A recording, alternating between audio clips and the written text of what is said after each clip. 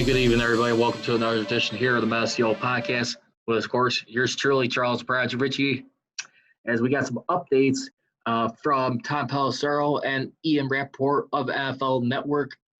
We'll get to that news in just a second, but it's more in regard to COVID testing.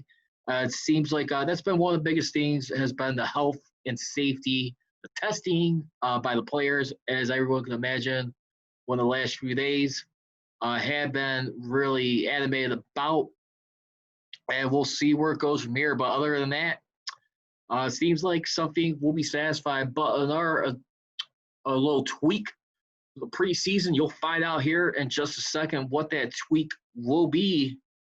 And plus, first and foremost, happy birthday to the late great Dan Rooney. On this day, he will have turned 88 years old. As you remember, he came into the picture with the Steelers organization in the late 60s, right around the same year. I want to say when they hired Chuck Noll and brought in Mean Joe Green, big-time game changer for the franchise.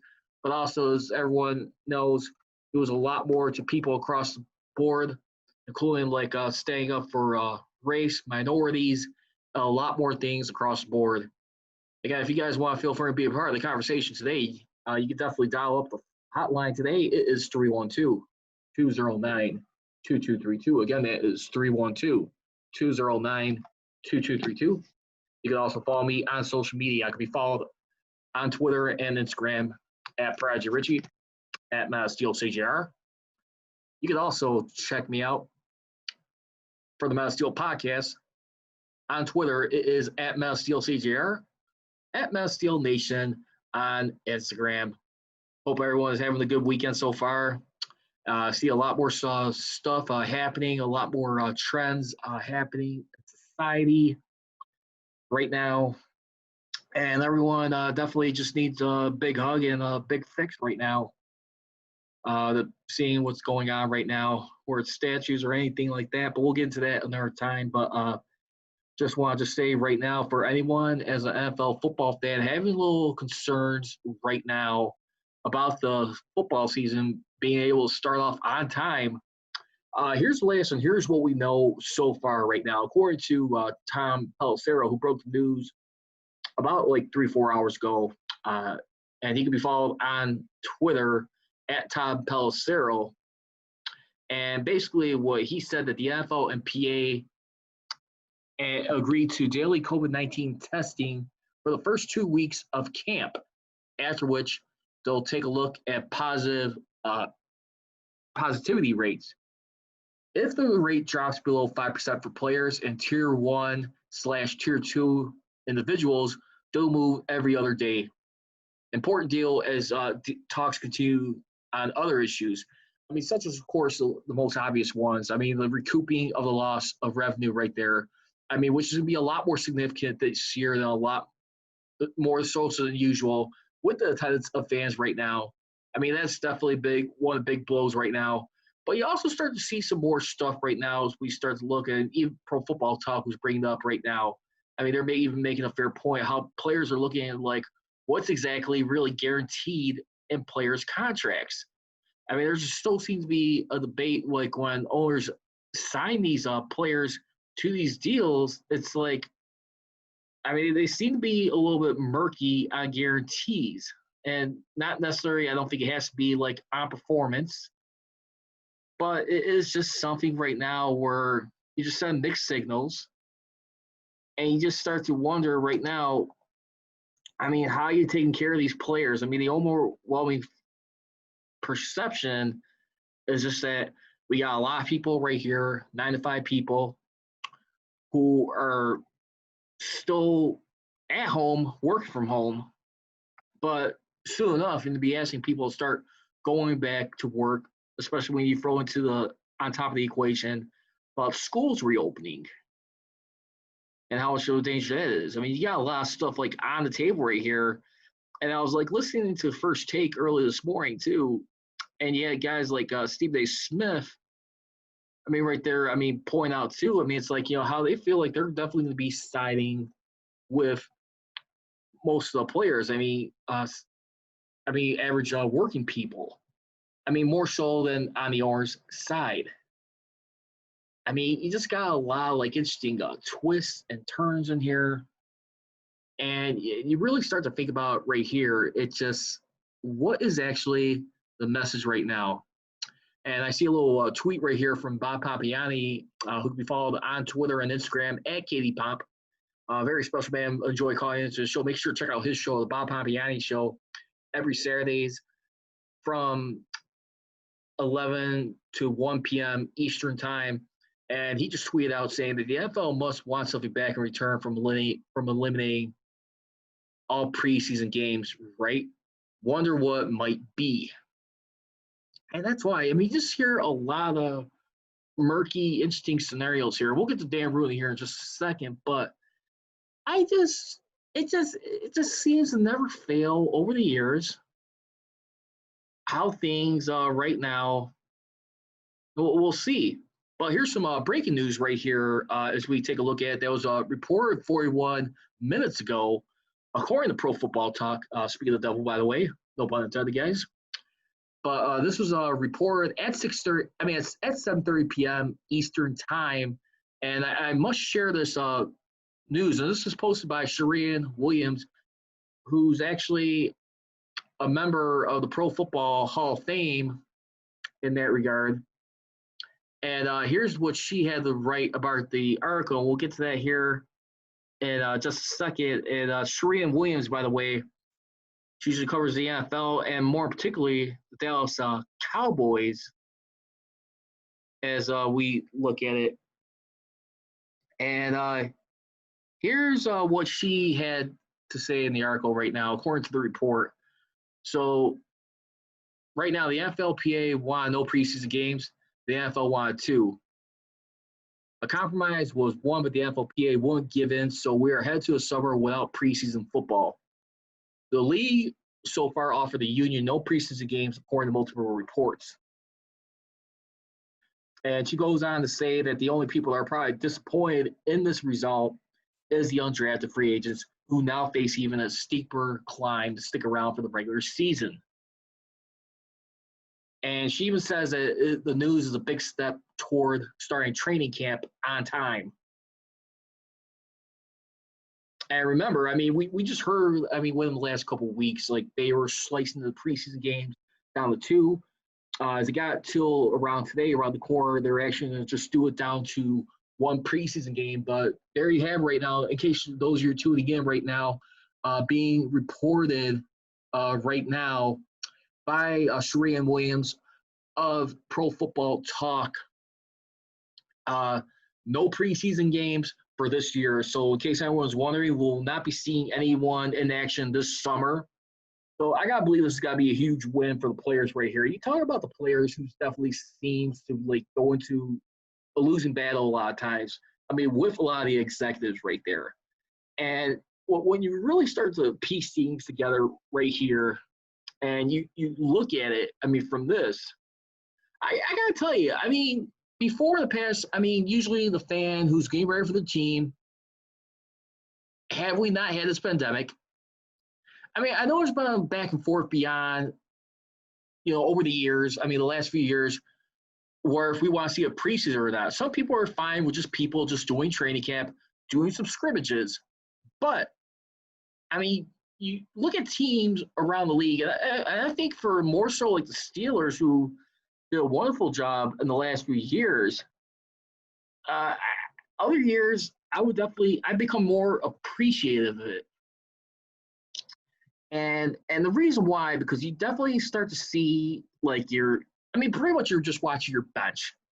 The guys who contribute late in the preseason and can fill up a roster spot and possibly have a potential maybe to earn a starting gig. I mean, we looked at a few guys like maybe like a Mike Hilton that comes to mind right there over the last few years. Ola Adeni, even though he's still got to be proven that he could still be not injury prone. I mean, that's a guy who we have not seen enough of yet. And he's a real good prospect. But a lot of times what ends up happening, they get put on these practice squads. And maybe throughout the year, they could probably be poached by another team. So I want to hear your reaction right now. Feel free to leave a comment. If you guys watch the Instagram stream, I'm streaming live on Instagram right now at Mass Steel Nation. You can also tune into the Facebook page right now, the Mass Steel Podcast. Once you hit that like button right there, feel free to just type it in next time, Mass Steel Podcast. Or if you want to do by the handle, it'll be at Men of Steel Nation right there. So no preseason games once again for those of you tuning in. We will not be seeing any preseason this summer, so just be prepared to hear updates on training camp. But right now, let's go into the honor of the hour right now. Here, I'm talking about the one and only Dan Rooney. And right now, I mean Dan Rooney, basically, who in 1960 started off as director of personnel for the Steelers, his Steeler career. And he's been with the organization pretty much at that point, working alongside his father in that regard for 58 years. 1969 is when he started becoming the managing day-to-day operations of the team. And it was huge and turning around this franchise. I mean, you think of a guy like Dan Rooney, you think of a lot of stuff, like a lot of integrity, fighting for good people. I mean, like father, like son, basically. I mean, this guy really had a lot to do with just not just with the Steelers, but as far as trying to help stand up for a fight against racism, make sure a lot of minorities, blacks in particular, got their fair share of the pie, where it's being a coach or an executive. Obviously, the executive part needs to be a lot more better in that regard, but you see how much he was to that franchise. I mean, you always talk about the chief, Art Rooney. I mean, years while he was losing with that team for so many years, but at the same time too, he was a champion off the field, and that's pretty much what Dan Rooney was, and then some with the Steelers here. I mean, this is a guy who really, made a lot of key pieces right there. I mean, you can make an argument too. I mean, their best draft was 1974, where they had 4 Hall of Famers selected in that year, where you had Lynn Swann with your first overall pick, and of course, John Stallworth, Jack Lambert, and Mike Webster. But before that, I mean, and that was years removed when you selected guys like Mean Joe Green in 1969. And of course, in 1970, you also had 2 Hall of Famers in that draft with Terry Bradshaw and Mel Blount. And there you have it right there. So, I mean, you look at it right there and what ended up happening. I mean, under Dan Rooney, what ended up happening for that part, I mean, under it, I mean, for the overall tenure that he was with the club and what they're able to produce, he helped contribute at least 29 playoff appearances while he was there with them. And, I mean, of course, the 6 Super Bowls right there over the years. And just so many ways. And I would like to hear any favorite Dan Rooney memories you guys have right now. I mean, what stands out to you? What do you guys think about the most when you think about who he was as a person in the Steelers organization? I would definitely like to welcome your comments right here.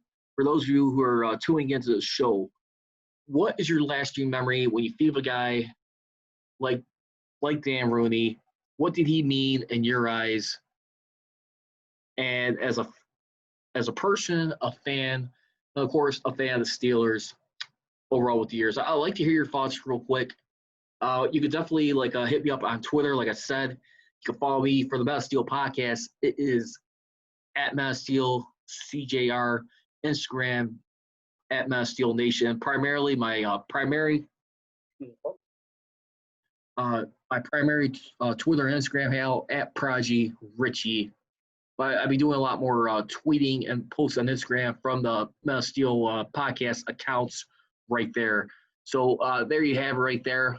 I think when I look at a guy like Dan Rooney, I think one of my favorite memories of him, I think of the time when Barack Obama got elected into the office of the White House. And I just thought that was a fun year right there. I mean, you saw the end of the George Bush era right there in 2008.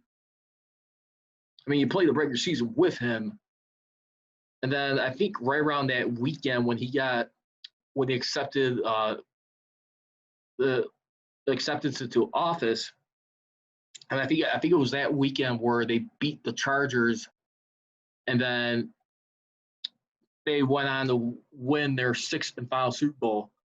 Around that time, you saw like what he was doing, like with President Obama right there. I mean, basically everything. I mean, he was an ambassador to Ireland. I mean, Obama announced that he had nominated Rooney to become the next ambassador to Ireland, citing the owner's longstanding support for Irish American charitable causes. And of course, in 2008, Rooney gave $30,000 to a Democratic Party committee that aided Obama's campaign, according to Seeking Moneyline, a nonpartisan group that tracks political contributions. And I think those are my favorite memories right there. I mean, definitely you got like Dan Rooney's book right now. It was being written by Jim Rooney here, and that was basically titled "A Different Way to Win" right there. Definitely check it out on Amazon and many other sites right there. But yeah, I just think of the guy right there. He definitely was a guy. I mean, he was like the Professor X. I mean, more so, I think, than his old man, the Chief, Art Rooney. And I mean, no question, he's the greatest Rooney of the organization all time. It's just a shame. I mean, his Rooney Rule that got introduced in 2003, about 3 years after he got inducted to the Hall of Fame. And I mean, don't forget too. I mean, you had, I mean, that right there is trying to purpose to get a lot more like people of color and minorities.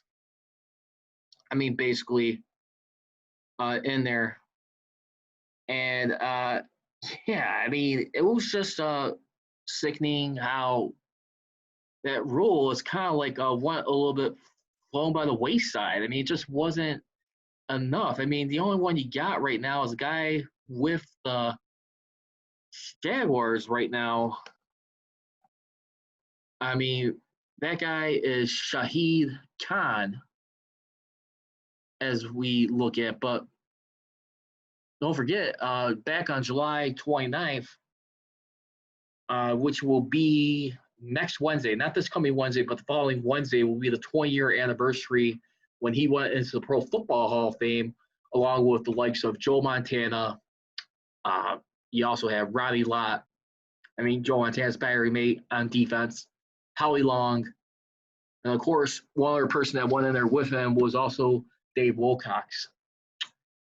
And I don't know about anyone, too. I know this year's Hall of Fame had to get passed up this year. I mean, it's not going to be happening, but how many people like the Hall of Fame structure right now? Does anyone miss it where the Pro Football Hall of Fame ceremonies happen during the day as opposed to nighttime, or how do people like it right now? I personally tend to like the nighttime. I like the lighting a lot better. It seems like a lot more cooler to watch. And to be honest, just if it's on during the day, I usually miss it 9 times out of 10 than anything. And I liked how they fix that.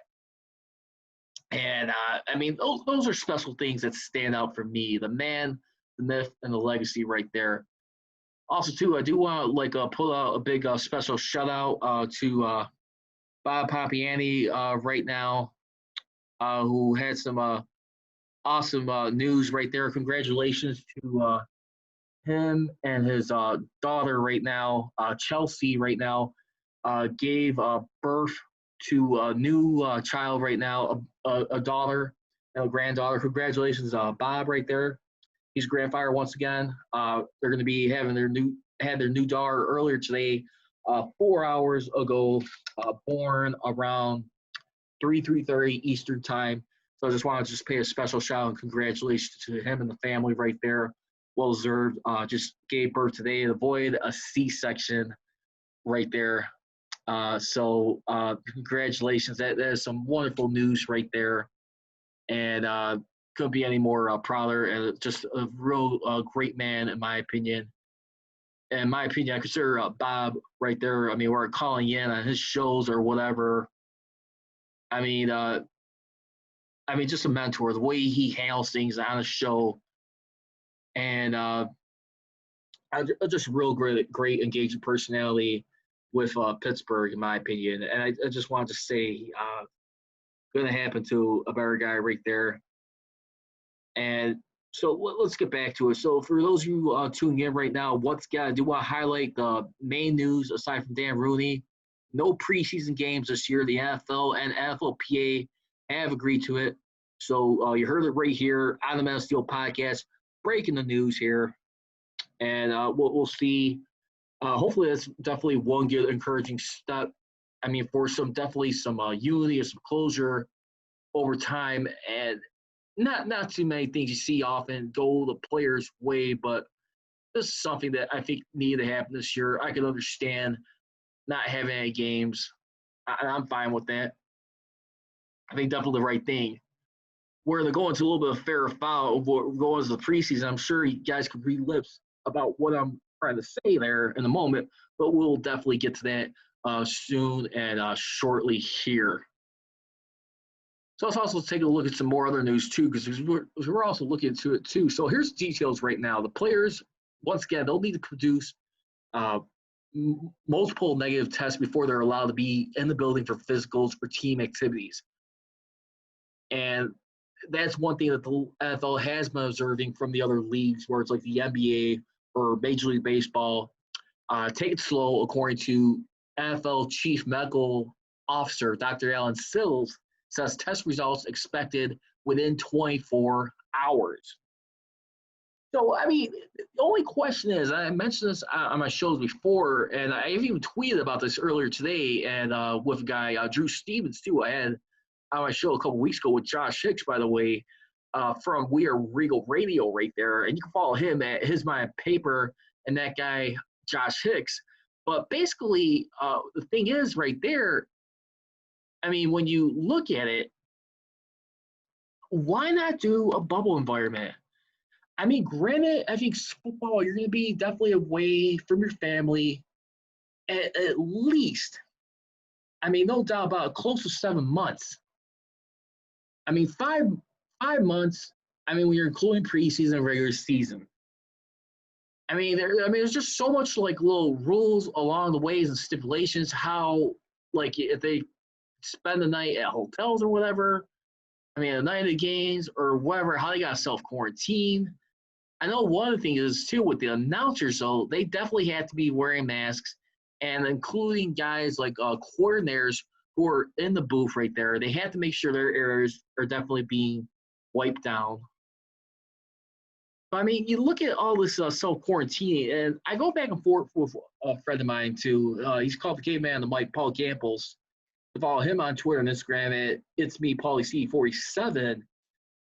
And I know it's a lot, like, definitely complicated, murky, but we've had discussions. It's just how are you going to get, like, you know, if you run a situation where a whole team is got to be self-quarantined. And if you test these guys, I mean, when you got millions of people being tested around the world, how are these tests going to get back in time? You know, is it going to be, like, you know, put on high priority where this is not going to be delayed and so forth? I just really like to think right now, I mean, the NFL, I'm just glad they show some sort of sympathy towards players, finally giving in, no preseason games.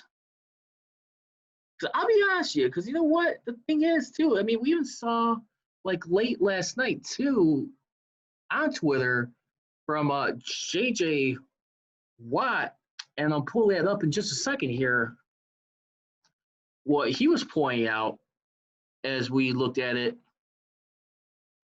And let's see what it was. And here we go. And he was saying, once again, in the interest of keeping players and fans as informed as possible, here's an updated list of what we as players know and don't know as the first group gets set to report to training camp tomorrow. He says, we want to play, we want to be safe as possible. The NFL can mandate that players show up to training camp regardless if any agreement has been reached between the NFL and NFLPA. We still have not granted a full and proper training camp acclimation period necessary as recommended by the medical and training staffs. We still do not know if there will be daily testing. But I mean, of course, that testing has been answered today. It's going to be at least every day for the first 2 weeks of camp. And then if it's less than 5%, it'll be more like around every other day. I mean, you already got one thing checked off. I mean, where they know or not if there will be any preseason games or not. Well, that's been off the table right now, according to Pro Football Talk.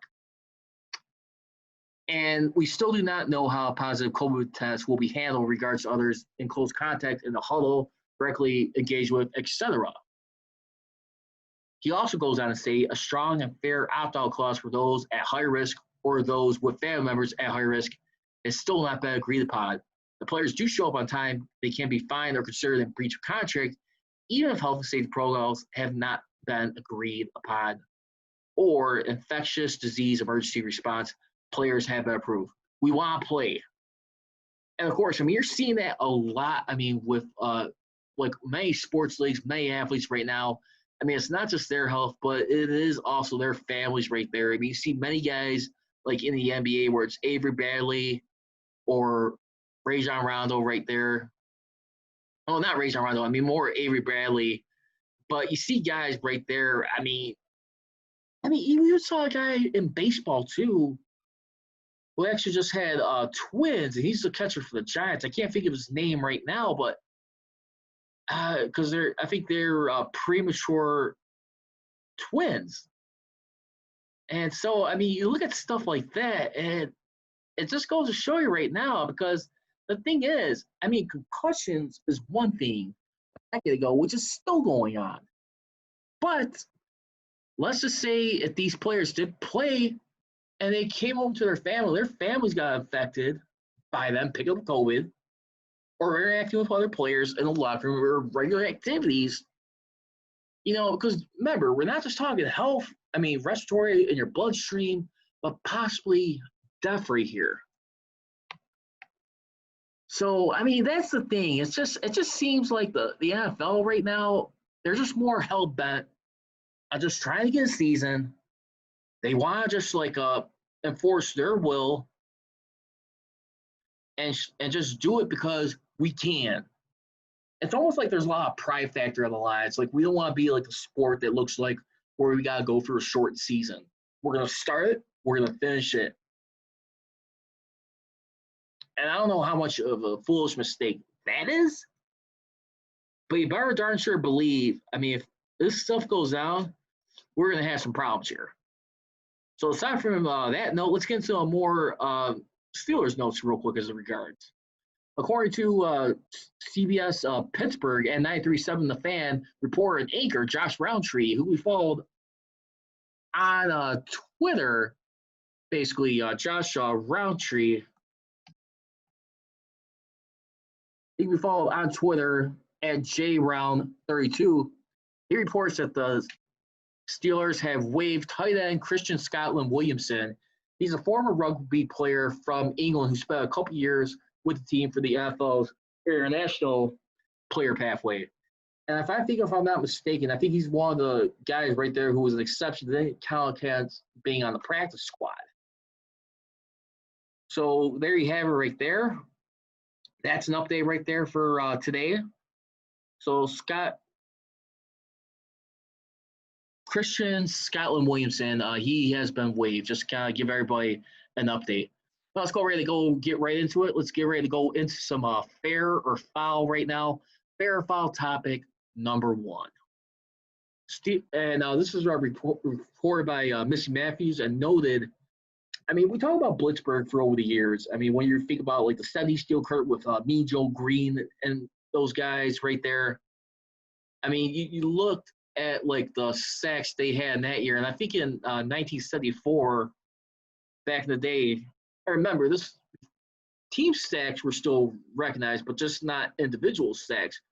But when we look at what they did in that Super Bowl run in 1974 and what they were able to do here,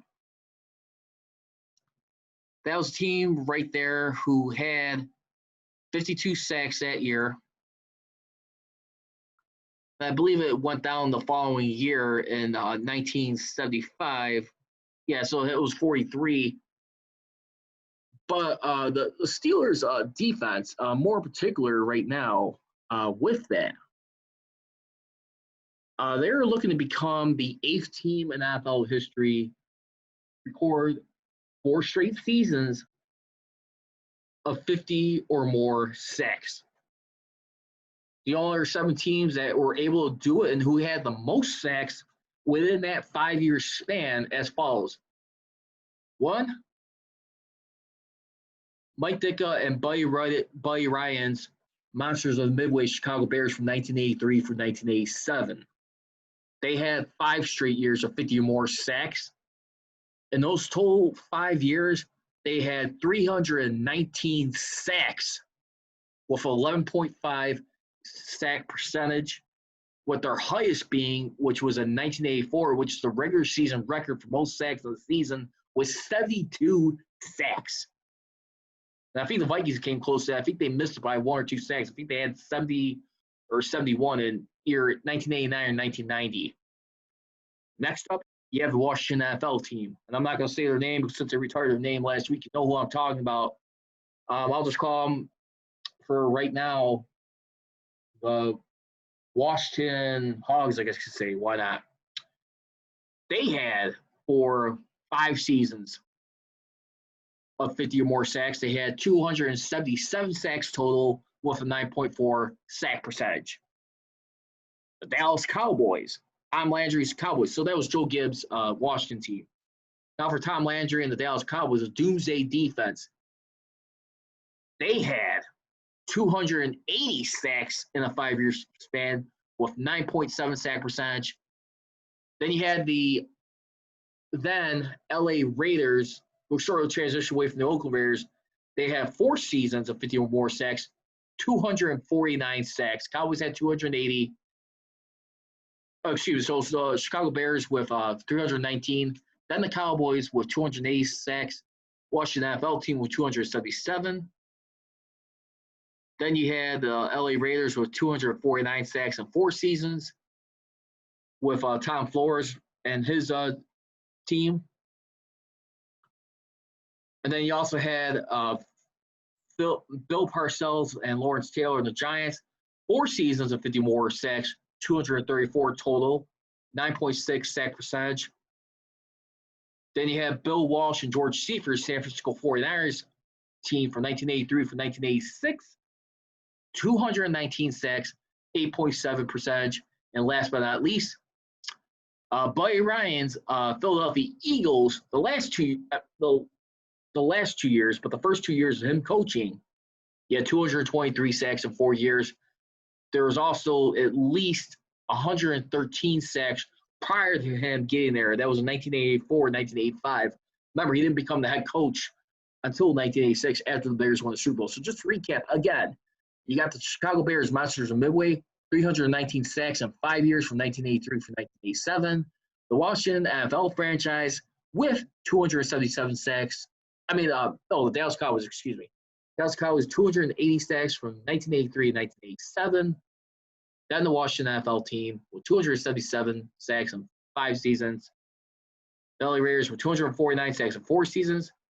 Giants with 234 sacks in 4 seasons. Niners with 219 sacks in 4 seasons. And the Eagles with 223 sacks in 4 seasons right now. And basically right now, the Pittsburgh Steelers at this point, when we look at it too, when we look at what they've been able to do in this time, everything, and you talk about the new Blitzburg here, by the way, who actually at this point, when we take a look at them and what they've been able to do, they had about 56 sacks back in 2017, which is a new franchise record by the franchise. They've broken the record of the 2001 team.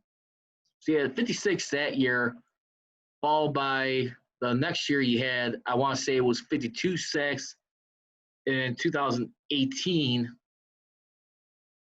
And then this past year, back in 2019, with that, you had 54 sacks. So you had 162 sacks in 3 years. So we'll see if they can do it again. Fair or foul, they'll become the 8th team. I'll say fair for right now. But again, it's still depend a lot right now if most of the players are going to be reporting or going to be playing the season. Will any of them have a chance to opt out of their contracts, get an exception this year? I think the date for that is August 1st. But I tell you what, we'll have no preseason games. I think that was a lot more encouraging where we may see teams still gear up for the season, and we'll see what happens right there. Then last but not least, fair or foul topic number 2. The NFL season will start on time. I won't say fair for right now. And I think it's just only significant because you only have to worry about training camp. You might see some more virtual camp. But again, right now, we do got the dates set for training camp right now as we look at it. And here are the dates for training camp as we learned for that. Let's see. And this is reported on July 18th by 93.7 The Fan and Bob Pompiani.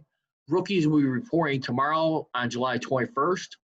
And then 2 days later on Thursday, quarterbacks and injured players, July 23rd. And July 28th is the mandatory date, which will be a week from tomorrow, where all teams around the league will have to report by camp. And there you have it. So I'm going to say fair that it will start on time. And that's all we got for today's edition here of the Mass Steel Podcast. I just want to say thank you very much for taking the time to tune in once again, as always. Again, like I said, happy birthday to the man and the legend, and definitely one of the true Steeler icons of this franchise, Dan Rooney here. And we'll see what happens here in the next coming weeks. Plus, I'm going to try and work with bringing back on a guest here in due time. But other than that, like I said, hope everyone continues to stay safe, healthy, and hopefully we'll get some more happier news along the way. This has definitely been a trying summer so far with everything going on in our world aside from that. But just want to say my prayers and thoughts are with everyone. Hopefully we find an answer that fits everyone, and that is safer for all generations, where it's Black Lives Matter, minorities, and people of skin color. I mean, everybody needs all the love that we can get. As always, leave it for the Mass Steel Podcast. Don't be trolling, be rolling. Here we go, Steelers. Here we go. I gone.